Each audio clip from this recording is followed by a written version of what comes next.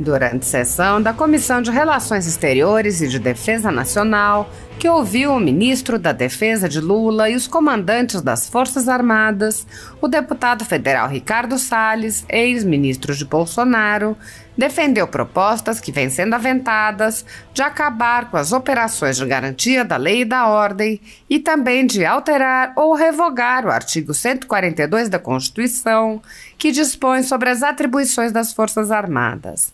No ensejo, Salles foi enfático ao apontar que, em sua visão, o que é chamado de despolitização das Forças Armadas não passa de uma tucanização, isto é, um alinhamento aos valores e interesses do PSDB ou da social-democracia. Sobre as GLOs, o deputado apontou: circulou aqui no parlamento uma informação de que havia um movimento para acabar com a Operação Garantia da Lei e da Ordem por parte das Forças Armadas. E pela experiência que eu tive com as GLOs ao longo dos 2 anos e meio do governo e o que acompanhamos depois, eu manifesto aqui a minha concordância. Eu acho que essas operações, garantia da lei e da ordem, têm um custo absurdo e uma efetividade baixíssima. Salles relatou sua experiência com GLOs na Amazônia enquanto era ministro, apontando que há enorme dispêndio de recursos públicos para obter efetividade zero. O deputado mencionou também as propostas de alterar o artigo 142, dizendo: mais uma vez, apoio nosso para a mudança desse artigo 142. Tanto se falou na história de papel moderador, atuação, etc. Não tem papel moderador nenhum, não foi usado e não deve ser usado. Realmente, é melhor remover o artigo 142. Salles apresentou uma extensa lista de críticas à atuação dos militares, mencionando GLOs, tucanização, guerra cibernética, atuação no 8 de janeiro, gastos em pesquisas que não apresentam resultados e em serviços que não são entregues, e a criação de dificuldades em serviços como o controle de armas.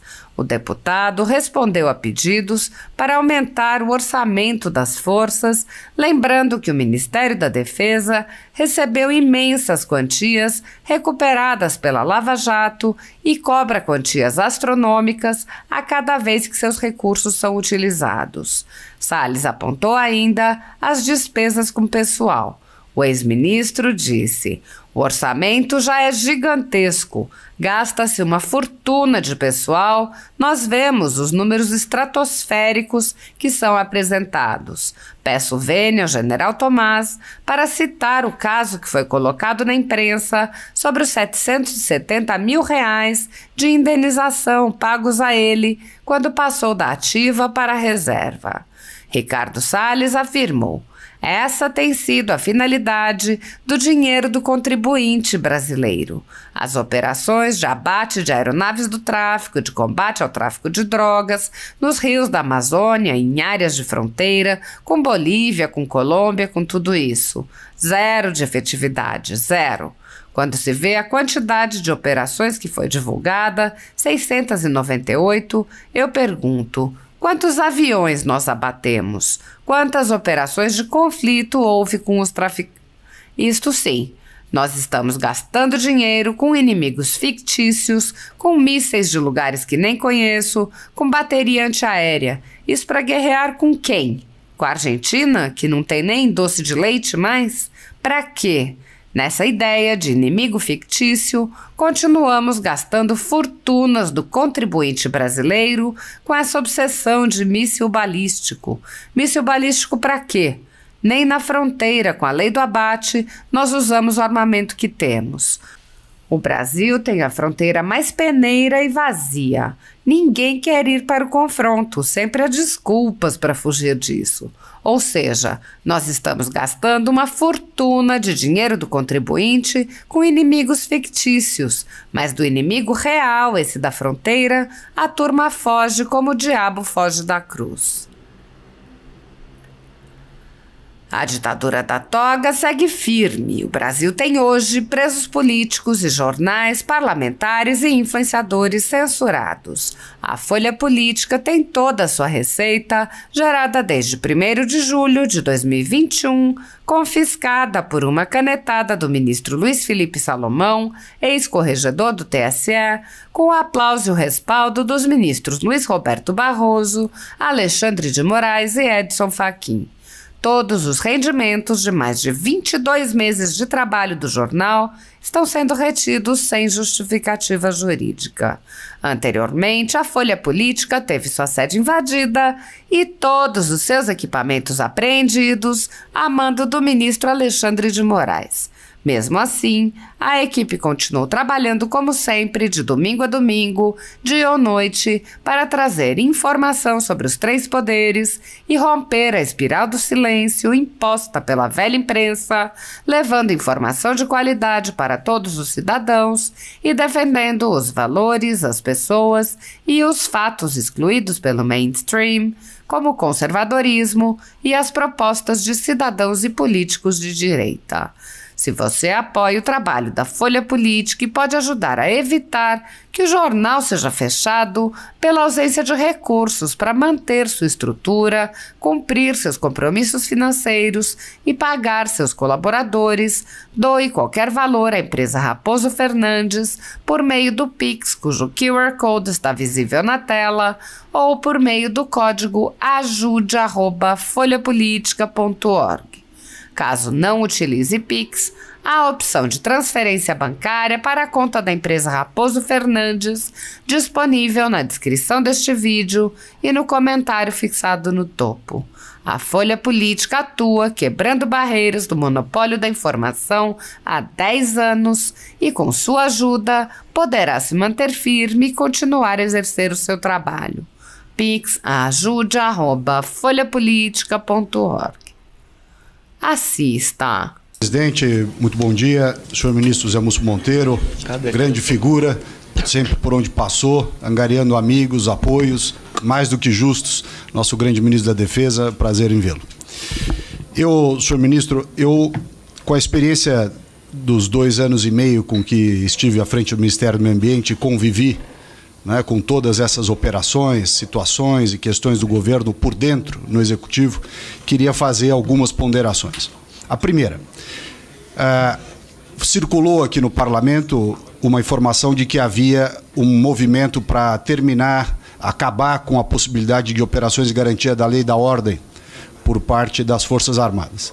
E a experiência que eu tive com as GLOs ao longo dos 2 anos e meio do governo e depois o que acompanhamos depois, eu manifesto aqui a minha concordância. Eu acho que essas operações de garantia da lei e da ordem têm um custo absurdo, uma efetividade baixíssima, né? Eu presenciei as operações de GLO na Amazônia, foi enxugar gelo o tempo inteiro. Eu me lembro de uma das exposições feitas no Comando Militar do Norte, em que era só slide de cuidado com questão odontológica, plantio de árvore, e não tinha uma operação efetiva de troca de tiro com garimpo ilegal, com a invasão de local em plena atividade. A única operação efetiva que foi feita a revelia do planejamento do MD, que foi na Terra Munduruku. Nós só chegamos num lugar onde tinha efetivamente operações porque foi feita uma destinação distinta daquela que tinha sido planejada. Senão, mais uma vez, nós iríamos para um lugar vazio, sem ninguém, só para fazer teatro de guerra. E, aliás, esta Operação Munduruku resultou na apreensão do avião da FAB pelos indígenas lá em Jacareacanga, e quem mandou os indígenas para Brasília no avião da FAB para liberar o avião foi o então ministro da Defesa. E não teve, na época, a dignidade de via público a dizer que não tinha sido o Ministério do Meio Ambiente que transportou indígena para Brasília. Foi o ministro da Defesa que fez isso para liberar o avião da FAB que estava apreendido em Jacareacanga pelos indígenas. Então é preciso deixar bem claro isso. Operações que ficavam, leva a tropa para lá, leva a tropa para cá, uma fortuna de avião, de helicóptero, de tanque, de não sei mais o que, caminhão, efetividade zero. Segundo, Artigo 142. Mais uma vez, apoio nosso para a mudança desse artigo 142. Tanto se falou na história de papel moderador, atuação, etc. Não tem papel moderador nenhum, não foi usado e não deve ser usado. Realmente melhor remover o artigo 142. Aliás, com relação às GLOs, lembro aqui que quem desempenhou um papel muito importante lá foi a Força Nacional, junto com a Polícia Federal, o IBAMA e o ICMBio. Essas operações, sim, tiveram muita efetividade em solo, mas só quando a Força Nacional entrou nas operações. Terceiro, com relação à politização das Forças Armadas. Embora o discurso seja de despolitização das Forças Armadas, o que nós estamos vendo é uma tucanização das Forças Armadas. E o general Arruda que o diga, quando foi surpreendido pelos discursos e falas que deram ensejo depois ao seu enfraquecimento à frente do Comando do Exército. Terceiro lugar, guerra cibernética. Não tem algo mais falacioso do que essa história de guerra cibernética. O batalhão, o regimento, seja lá o que for, de guerra cibernética, não conseguiu sequer produzir um relatório minimamente decente sobre as urnas eletrônicas. Portanto, não vai fazer guerra cibernética com ninguém. Aliás, o segundo ponto importante foi aquela atuação pífia, para não usar uma outra palavra, do general Dias, G. Dias, no GSI, lá no Palácio do Planalto, no fatídico dia 8 de janeiro. Portanto, demonstra bem a inação, a ineficiência e a falta de pulso com relação. Não bastasse as GLOs que nós presenciamos, esse episódio do GSI fala por si só. Quarto ponto. Essa obsessão com conteúdo nacional, e aqui, senhor presidente, eu peço vênia, entendi bem a sua colocação, muito pertinente, mas peço vênia para dizer que nós estamos aqui há 40 anos gastando os tubos do dinheiro do contribuinte brasileiro com essa história de submarino nuclear, satélite brasileiro, e nunca chega ao destino. É um enterramento de dinheiro sem fim, com essa obsessão de conteúdo nacional, uma mentalidade da época do Geisel. Não tem o menor sentido isso. Nós temos que acabar com esse negócio. Nós estamos enterrando dinheiro que poderia para saúde, educação, transporte, segurança pública. Estamos enterrando dinheiro nessas obsessões de submarino nuclear, de satélite, coisa que o vale. E digo isso com experiência própria de várias outras. Eu fui visitar lá o local do submarino nuclear, fui à base de Alcântara, fui em várias operações, vários lugares. E digo mais, me lembro aqui durante o governo passado que se encerrou, vários membros do governo e pessoas de fora também quiseram comprar um fuzil da Imbel, 1 ano para entregar um fuzil. 1 ano. Então, quando eu vejo essas apresentações de empresa nacional de defesa, isso é uma piada. A empresa não consegue fazer um fuzil em 1 ano para entregar para as pessoas que queriam comprar. Está aí o satélite que nunca chega, o submarino que nunca recebe, enfim, uma infinidade de recursos públicos gastos nisso. Aliás, me lembro bem, durante as operações de GLO, o centro lá, o Sensipan, que dava as imagens de PRODES e DETER e tudo mais para nos ajudar, uma demora tremenda na entrega de informações, sendo que a Planet, uma empresa privada, faria 10 vezes mais rápido com um milésimo do custo. Por fim, eu ia comentar aqui do sistema controlado de armas de fogo, mas como agora o novo decreto parece que vai transferir essa incumbência para a Polícia Federal, não preciso gastar tempo com a dificuldade que foi propositalmente criada contra os colecionadores e atiradores pelo Exército Brasileiro. Com relação ao orçamento, para terminar, ao contrário do que se pleiteia aqui, se pleiteia em todos os lugares que a gente vê. Eu participei do recurso que foi repatriado do Brasil, da corrupção da Petrobras, e que boa parte ficou com o Ministério da Defesa, sobretudo com o Exército, que era para gastar na defesa da Amazônia, no combate ao garimpo ilegal, ao desmatamento ilegal e tudo mais, e serviu para engordar o caixa do Ministério da Defesa, que aliás é um caixa sem fundo. 124 bilhões de reais, se o número não está desatualizado aqui. Eu me lembro que, apesar desse caixa de 124 bilhões de reais, o Ministério da Defesa teve a pachorra de cobrar do Ministério do Meio Ambiente, cujo orçamento é 3 bilhões. 3. 40 vezes menos do que o Ministério da Defesa. Um sobrevoo de helicóptero Black Hawk, que foi usado lá em Santa Maria, quando foi feitas as operações de meio ambiente lá no Rio Grande do Sul. R$1.200.000 de sobrevoo de helicóptero. É o fim da picada. Um orçamento que já é gigantesco, que gasta uma fortuna de pessoal. Nós vemos os números estratosféricos que são apresentados aqui, e peço vênia ao general Tomás para citar o caso que foi colocado na imprensa, de R$770 mil de indenização ao general Tomás quando passou da ativa para a reserva. Essa tem sido a finalidade do dinheiro do contribuinte brasileiro. As operações de abate de aeronave, de tráfico de drogas, de combate ao tráfico de drogas nos rios da Amazônia, de fronteira com Bolívia, com Colômbia, com tudo isso, zero de efetividade, zero.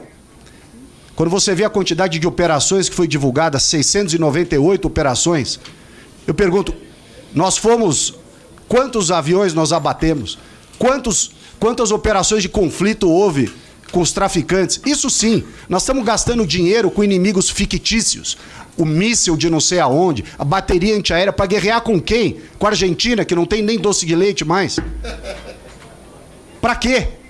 O inimigo fictício, a gente fica gastando fortunas do contribuinte brasileiro com essa obsessão de míssil balístico. Míssil balístico para quê? Se nem na fronteira, para além do abate, a gente usa o armamento que tem. O Brasil tem a fronteira mais peneira, vazia que nós temos. Ninguém quer ir para o confronto. É só desculpa para não ir no pau. Ou seja, nós estamos gastando uma fortuna de dinheiro do contribuinte com inimigos fictícios, e o inimigo real, que é esse da fronteira, a turma foge do combate como o diabo foge da cruz. Eu, portanto, senhor presidente, fica aqui a minha manifestação para que nós não ampliemos o orçamento das Forças Armadas, tenhamos sim o fim da GLO e revoguemos o artigo 142. Essa é a minha posição, agradeço o tempo que expendido. Muito obrigado. Registrada a manifestação do